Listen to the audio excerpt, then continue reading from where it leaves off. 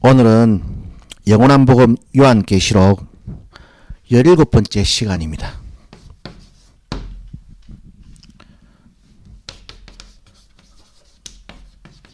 세 번째 제국이 나누인 후 출현하는 구약의 작은 뿔 짐승이라는 제목으로 말씀의 은혜를 나누도록 하겠습니다. 무엇 때문에 이 제목을 제국이라, 그러니까 맨 마지막에는 짐승이라고 이와 같이 표현했는가 하면은, 우리가 저번 시간에 다니엘서 2장 31에서 35입니다.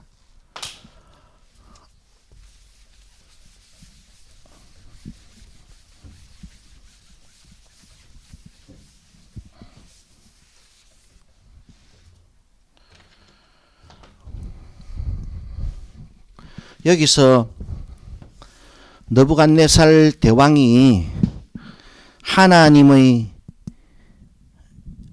은혜로 말미암아 꿈을 꾸지요. 그래, 꿈을 꾸기는 꾸는데 해석이 도저히 안 되는 겁니다. 그래, 난감해하는 장면이 나오는데, 거기서 보면은 그 하나님께서 느부갓네살 대왕의 꿈을 통해서 이제 다니엘 선지서 2장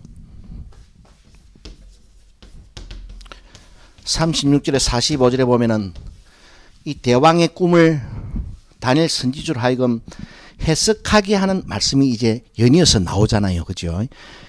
거기서 보면은 이제 신체 부위별로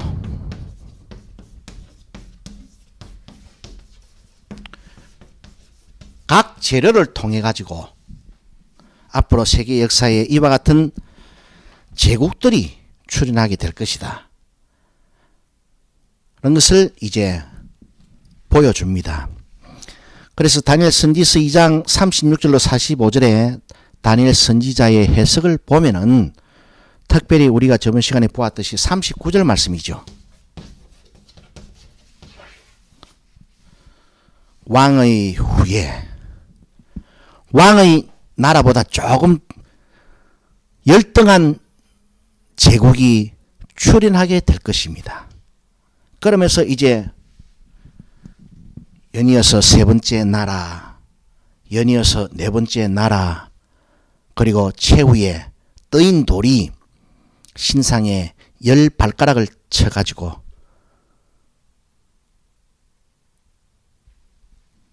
폭삭 멸망하고 난 다음에 사람의 손으로 하지 아니한 떠인 돌의 나라, 그래서 그 국권이 다른 나라에게로 옮겨지지 않고 성도에게 영원히 그 권리가 기속되는 나라가 건설될 것입니다. 라는 것을 예언을 합니다. 그래서 이제 우리는 그 세계 역사의 흐름 속에서 하나님의 나라는 언제 이루어질 것인가? 그 영원한 나라는 언제 출현할 것인가? 그 바꾸어 말하면 그 마지막 제국은 언제쯤 출현하게 될 것인가를 이제 믿음의 권속들에게 하나님께서는 소망하게 하십니다. 그래서 사실 오늘 교회는요, 이 마지막 제국의 출현을 기대하고 고대해야 되는데, 보면은 이 10년, 20년 후에 자기 아파트 장만 꿈에 사로잡혀 있습니다. 이게 그 세계 판도를 좌지우지했던 첫 번째 신체 부위, 두 번째 신체 부위, 세 번째 신체 부위, 네 번째 신체 부위, 금, 은, 놋, 철, 그 이후에 여러분 마지막 제국이 출현할 것이, 그 마지막 제국은 세상의 나라가 아니라 하나님에 의해서 이 땅에 도래하게 될 나라입니다. 갈수록, 자, 다니엘 선지서 2장 39절 말씀에서 다니엘 선지자가 왕의 후에 왕보다 못한 나라가 일어날 것이다. 그런데 여러분, 그 세 번째 신체 부위, 배와 넓적다리가 노시였지요. 거기서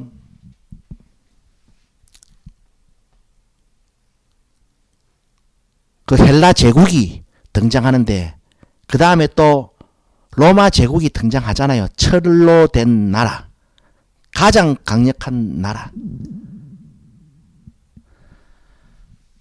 그런데 그런 제국들이 세계를 좌지우지하면서 나타났는데, 그 네 번째까지 제국이 멸망한 다음에 출현하게 될 하나님의 영원한 제국, 그 제국에 대해서 우리는 얼마나 소망해 봤는가. 그래, 그 소망을 가지라고 이 다니엘 계시를 줬는데, 오늘 우리는 이 계시에 대해서는 제대로 섭렵하지 않으면서 허구한 날 거짓 목회자들의 아파트 장만 꿈에 함몰되어져 가지고, 이제는 뭐 문재인 정권 하에서 아파트 값이 막 천정부지로 치솟다 보니까 이제는 그 내 집 장만의 꿈이 이제 허물어졌다고 또 난리들이죠.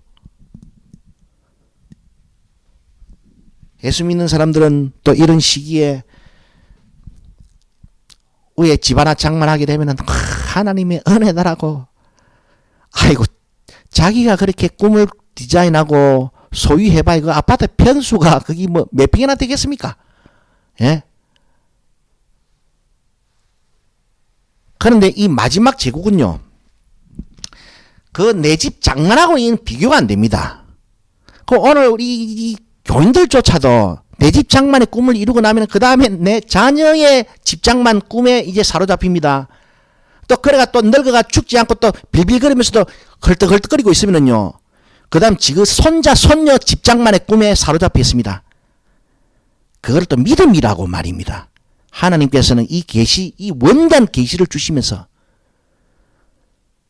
그 정말로 로마 제국보다도 비교할 수 없는 그 한 방에 그 모든 것을 날려버리는 그 어마어마한 마지막 영원한 제국을 이제 믿음의 권속들에게 소망하게 하고 있다는 이 분명한 메시지의 목적을 주시하고 이 다니엘 계시를 이제 읽어가야 됩니다.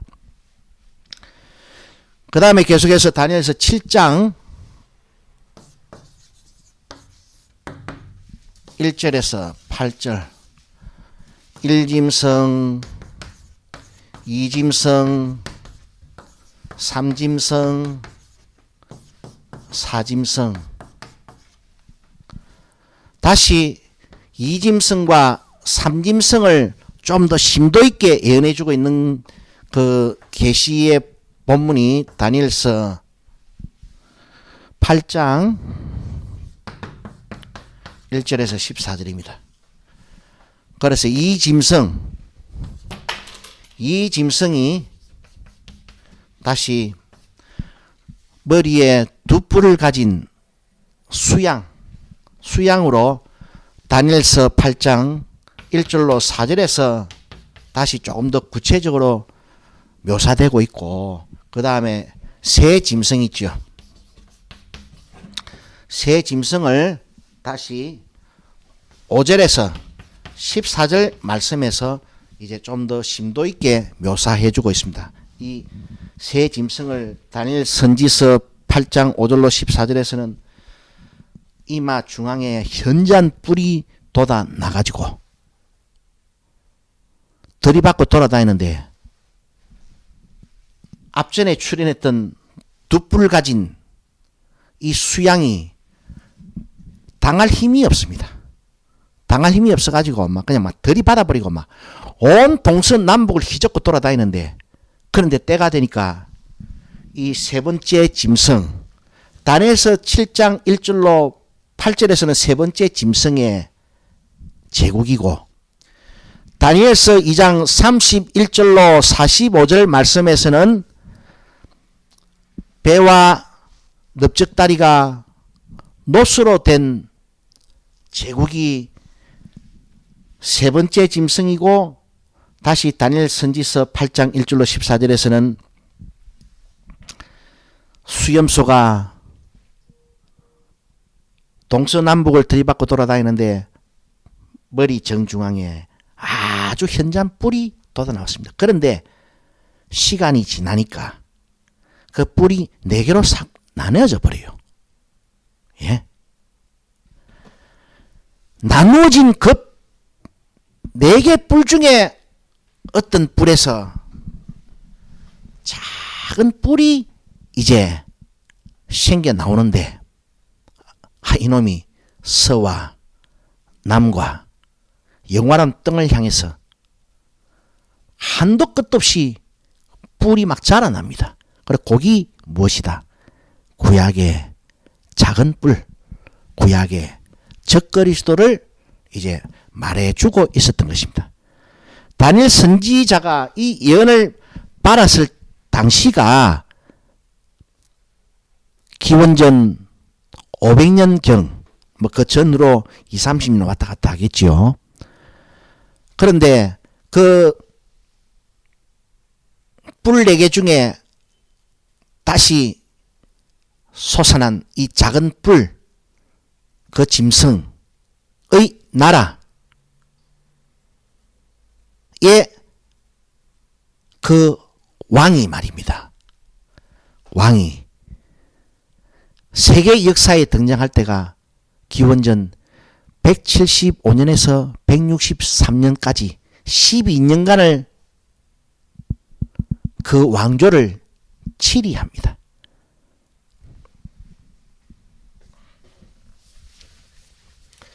여러분, 이 종말론 해석한다고 막 떠들고 돌아다니는 많은 사람들이 말입니다.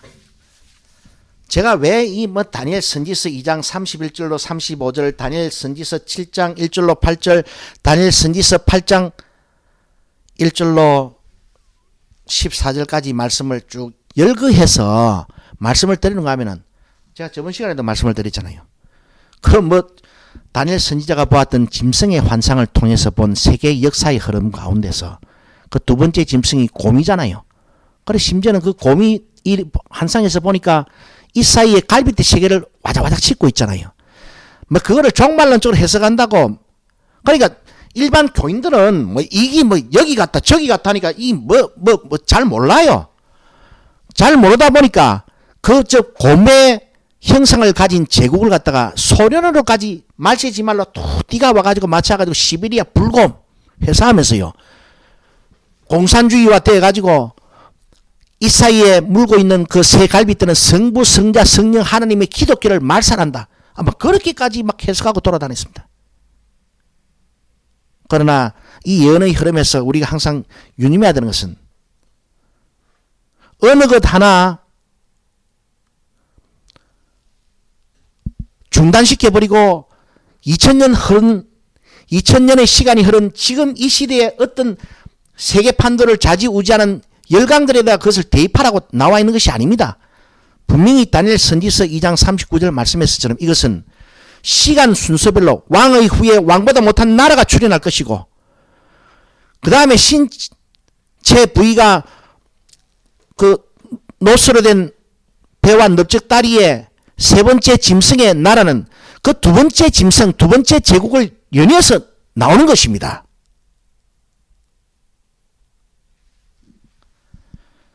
그래 연속선상에서 계속해서 우리가 이해를 해 나가야지, 이거를 갖다가 뚝 잘라가지고 자기가 계시를 해석받았다고 그래 떠들고 돌아다니면서 소련이니 중공이니 그래 갖다 맞추면 안 됩니다.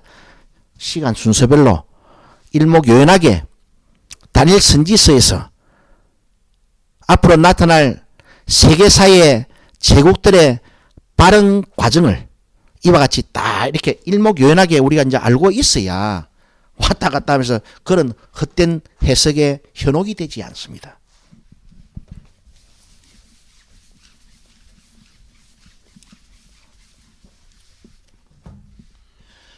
그래 세 번째 제국 그것이 나누인 후에 그 나누인 넷불 가운데서 이 작은 뿔이 솟아난다고 했는데 일단 다니엘 선지서 8장 말씀을 읽어보겠습니다.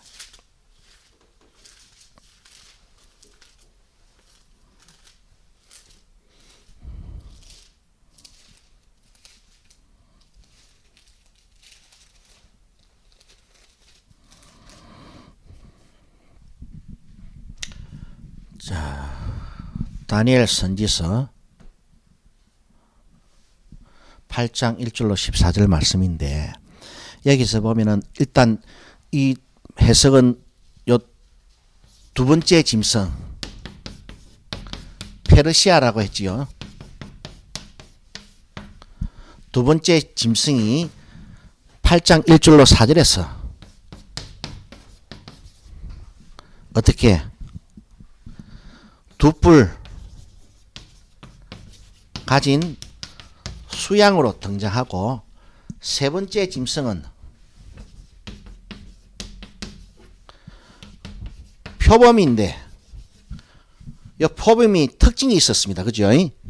머리가 4개, 날개가 4개였습니다.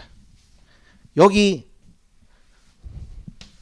다니엘서 8장에서는 5절에서 14절까지 말씀해서 현저한 뿔을 가진 수염소로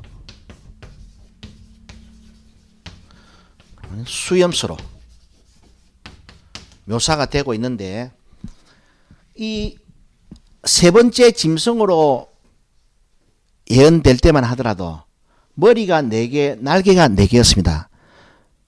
그래서 우리는 머리가 4개라는 말이 무슨 의미인가? 날개가 왜 하필 4개일까? 라고 의문을 가질 수밖에 없었는데 다니엘 선지서 8장 5절로 14절의 말씀에 보면은 이 세 번째 짐승의 제국, 즉 헬라 제국이 왜 다니엘 선지자의 환상 가운데서 머리가 4개고 날개가 4개로 묘사가 되었던 것인가? 그것은 다니엘 선지서 8장 5절로 14절의 말씀을 보니까 이 세 번째 짐승의 표범의 제국이 4등분 된다 이 말입니다. 4등분. 그 4등분 되는데 거기서 이제 한 작은 뿔이 이제 등장을 합니다. 이제 그 말씀이 이 5절부터 읽어보면은 내가 생각할 때에 한 수염소가 서편에서부터 와서 온 지면에 두루 다니되 땅에 닿지 아니하며 그 염소 두 눈 사이에는 현저한 뿔이 있더라. 그것이 두 뿔 가진 수양 곧 두 번째 짐승의 제국 바사 제국 페르시아 제국을 말하겠지요. 두 뿔 가진 수양 곧 내가 본 바 강가에 섰던 양에게로 나아가되 분노한 힘으로 그것에게로 달려가더니 내가 본즉 그것이 수양에게로 가까이 나아가서는 더욱 성내어 그 수양을 쳐서 그 두 뿔을 꺾거나 수양에게는 그것을 대적할 힘이 없으므로 그것이 수양을 땅에 엎드러뜨리고 짓밟을 쓰나 능히 수양을 그 손에서 벗어나게 할 리가 없었더라. 수염소가 스스로 심히 강다에 가더니 강성할 때에 그 큰 뿔이 꺾이고 그 대신에 현저한 뿔렛이 하늘 사방을 향하여 났더라. 야, 이 300~400년 전에 이 출현할 헬라 제국의 알렉산더 대제의 특성과 그리고 그 알렉산더의 헬라 제국이 멸망하고 나서 내 나라로 나누일 것 그 솟아난 그 작은 뿔이 어떻게 세력 판도를 형성할 것인가까지 이제 세세하게 기록해주고 있는데 9절에 그중 한 뿔에서 현저한 뿔이 돌아난 수염소가 막 손살같이 들이받고 돌아다니죠. 그러고 나서 그것이 네 나라, 네 뿔로 나누어집니다. 그런데 그 나누어진 네 뿔 중에 한 뿔에서 작은 뿔이 돋아나가지고 이제 여기까지가 이제 그 헬라 제국의 묘사에서 이제 셀루쿠스 왕조 이야기로 넘어갑니다.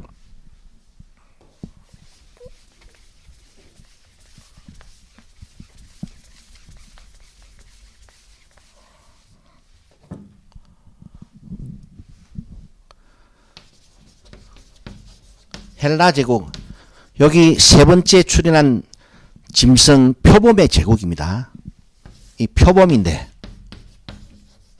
표범이 머리가 4개고 날개가 4개였으니까 이거 뭐 빠르기가 보통이 아니잖아요. 이거는 정말로 알렉산더 대왕이요, BC 336년경에 왕위에 등극해가지고요, 약관의 나이에 BC 333년쯤에는요 소아시아 뭐 애굽까지 싹 다 그냥 3년 만에요 질풍노도와 같이 정복을 해버립니다. 그리고 2년 후에 페르시아 제국을 완전히 멸문지화 시켜버리는데, 멸문지화 시키고 인도까지 진군에 들어가다가 열사병을 만나가지고 회군하는 과정에서 이제 그냥 요절을 해버려요. 요절을 해버리고 나서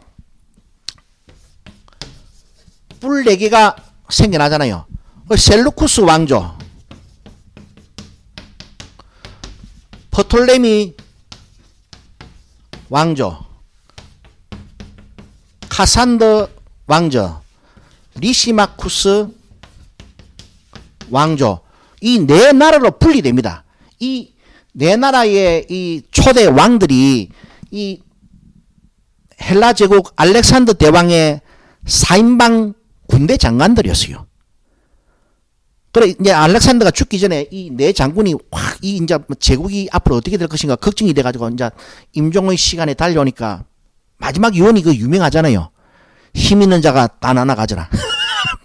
그래가 진짜로 이 뿔 4개가 돌아나는 것처럼 이 셀루쿠스, 포톨레미, 카산더, 리시마쿠스가 각각 제국을 분할해가지고 4등분해가지고 통치를 합니다. 셀루쿠스 왕조가 시리아 지방을 완전히 장악해가지고 시리아, 뭐 소아시아까지 다 막 그냥, 그러니까 알렉산더 대왕의 그 전체 영토 가운데 가장 많은 부분을 이 셀루쿠스가 장악을 합니다. 나누어 가져요. 그 다음에 프톨레미가 애굽을 관할하게 됩니다. 카산더가 마케도니아를 관할하게 되고, 리시마쿠스 장군이 비두니아를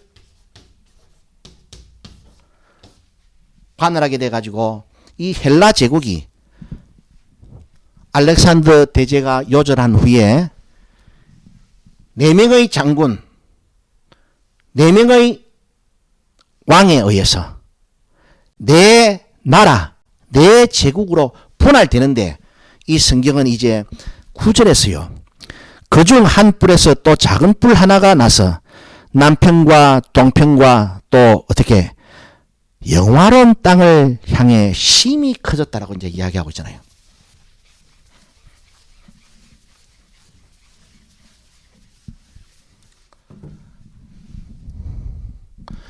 이제 셀루쿠스 왕조입니다. 여기서 한 작은 뿔이 돋아나가지고 어떻게 동편과 남편과 영원한 땅, 남편은 애굽일 것이고 동편은 뭐 소아시아나 뭐 그 나머지 그 페르시아 제국이었을 것이고, 영화로운 땅을, 이 영화로운 땅이 무슨 땅이겠습니까? 예루살렘을 말합니다. 이스라엘 나라. 그래 이스라엘까지 이제 이 제국이, 이 왕이 셀루쿠스 왕조에서, 셀루쿠스 제국에서 돌아난 이 작은 뿔, 이 왕이 이제 그 세력 판도가 남편과 동편 영화로운 땅까지 미치게 되는데 그것을 예언을 하고 있습니다. 자, 10절에 그것이 하늘 군대에 미칠 만큼 커져서 그 군대와 별중의 맷을 땅에 떨어뜨리고 그것을 짓밟고 또 스스로 높아져서 어떻게 군대의 주제를 대적하며 그에게 매일 드리는 제사를 제하여 버렸고 그의 성소를 헐었으며 범죄함을 인하여 백성과 매일 드리는 제사가 그것에게 붙임바 되었고 그것이 또 질기를 땅에 던지며 자의로 행하여 형통하였더라. 이제 13절과 14절까지 이 작은 뿔의 영향력을 묘사해주고 있는데 이 작은 뿔이요 BC 175년부터 163년까지 이 셀루쿠스 왕조를 다스립니다. 재위기간이 12년이 12년. 여기서 재위기간 BC 175년에서 163년까지 기간에서 171년부터 164년까지 거진 7년을 영원한 땅을 향해서 그 가지가 뿔가지가 막 뻗어간 데 있잖아요. 영원한 땅. 그 이스라엘 나라까지 침범을 해가지고 BC 171년부터 164년까지 예루살렘 그 성전 언약궤가 있는 번제단 있죠. 번제단에다가 하나님을 섬기기 위해 번제단이 있는 자리에다가 제우스 신을 섬기기 위한 제단을 만들고 여기다가 돼지로 제사를 드립니다. 이 7년 동안요. 우리가 지금 일제치하를 36년 강점기 이래가지고 막 얼마나 기억을 하고 있습니까? 기간은 불과 7년에 불과했지만은요. 하나님께 제사를 드리는 번제단이 치워지고 그 자리에 제우스를 위한 신전이 제단이 차려지면서 거기에 하나님이 명하신 율법의 제물이 아니라 율법의 예물이 아니라 돼지가 제사 제물로 드려지는 어마어마한 만국의 역사를 경험합니다. 그래서 이것이 이 7년 동안 이 셀루쿠스 왕국, 셀루쿠스 왕조, 셀루쿠스 제국의 작은 뿔 구약의 적그리스도 안티오쿠스 에피파네스, 그 왕 이름이 안티오쿠스 에피파네스,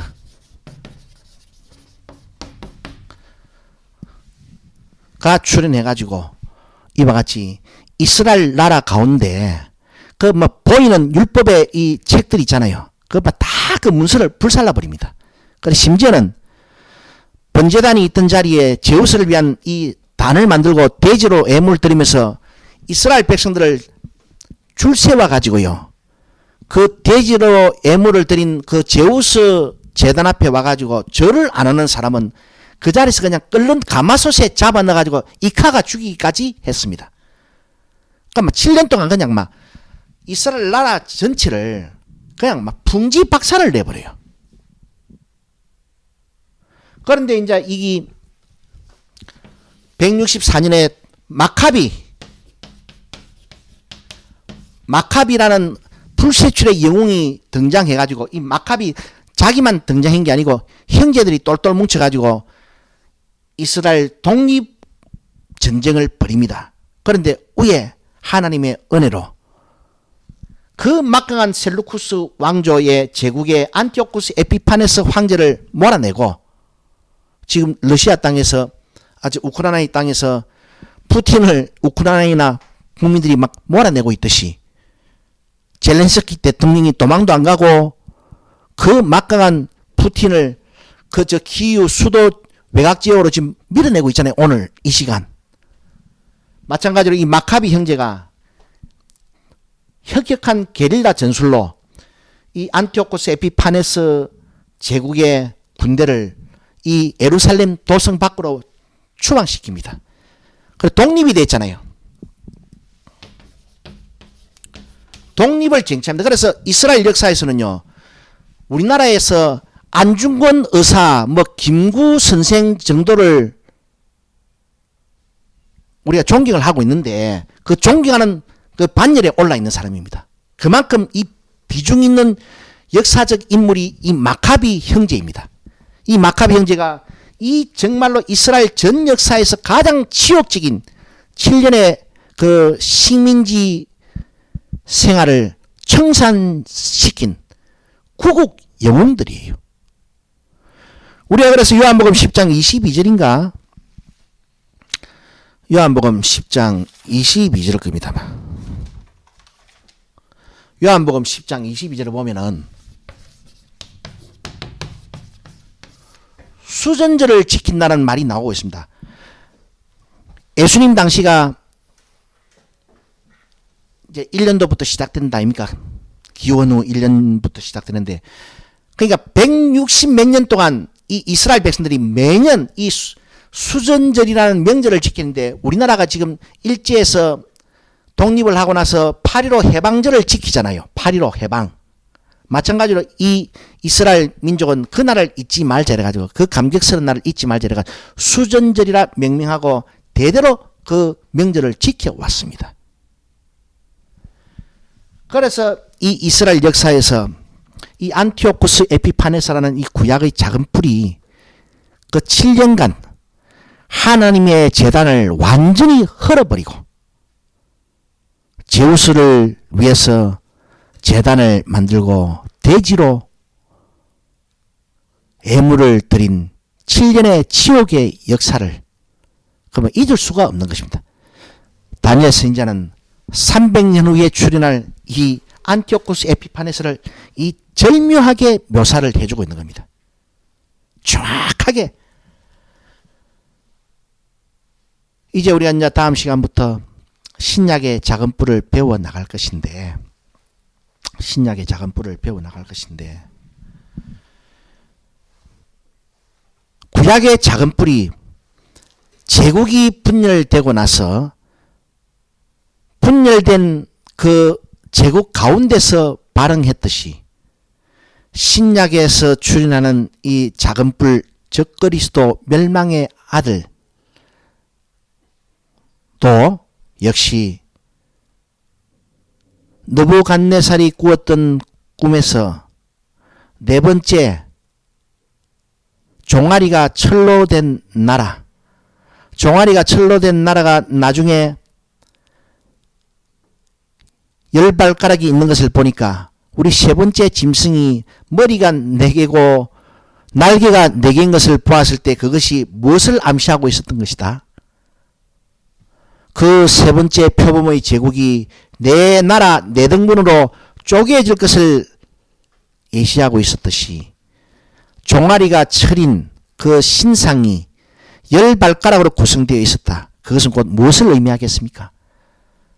강력한 통일 제국이 10개로 쪼개진다는 것을 말해주고 있습니다. 시간이 흐르고 나서 이제 거기서 쪼개지고 난 후에 다니엘의 계속되는 해석을 우리가 이제 읽어보면서 오늘 시간을 마치도록 하겠습니다. 다니엘 선지서 2장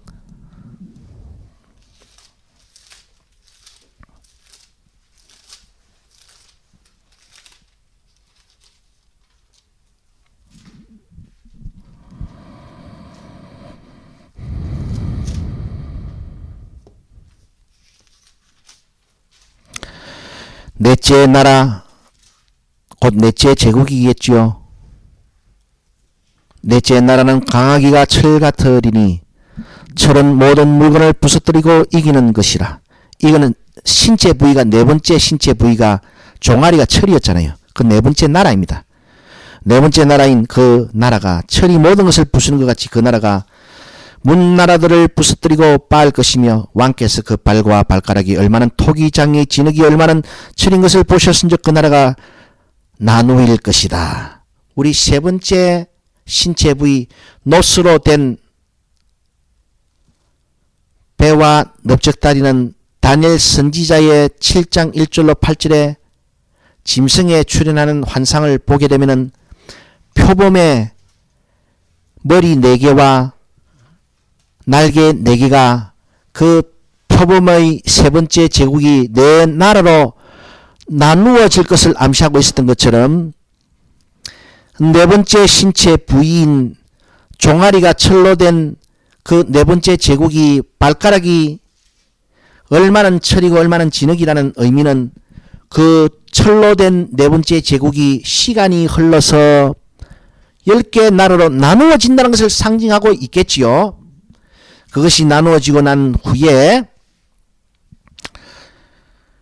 44절 이 열왕의 때 하늘의 하나님이 한 나라를 세우시리니 이것은 영원히 망하지도 아니할 것이요 그 국군이 다른 백성에게로 돌아가지도 아니할 것이요 도리어 이 모든 나라를 쳐서 멸하고 영원한 제국이 나타날 것이라는 것을 말씀하고 있는데 다니엘 선지자는 그 환상을 7장 1절로 8절에서 보면서 조금 더 구체적으로 이 네 번째 제국의 분열 과정과 그 분열된 10개 나라 가운데서 한 작은 뿔이 어떻게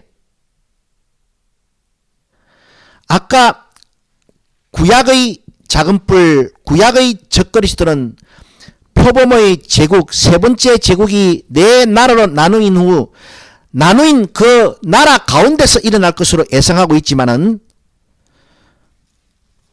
다니엘 선지서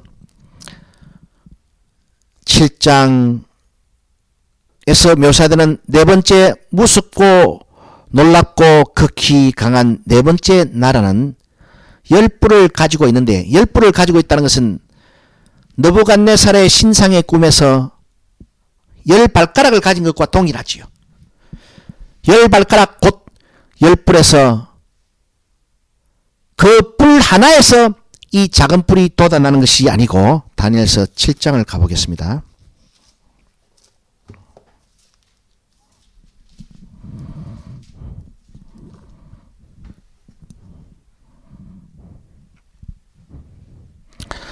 (19절입니다) 7장 19절 이에 내가 넷째 짐승의 진성을 알고자 하였으니 곧 그것은 모든 짐승과 달라서 심히 무섭고 그 이는 철이요 그 발톱은 노시며 먹고 부서뜨리고 나머지는 발로 밟았으며 또 그것의 머리에는 10뿔이 있다. 또 그것의 머리에는 10뿔이 있다. 표범의 머리가 4개였다. 4개의 나라로 분리되었지요.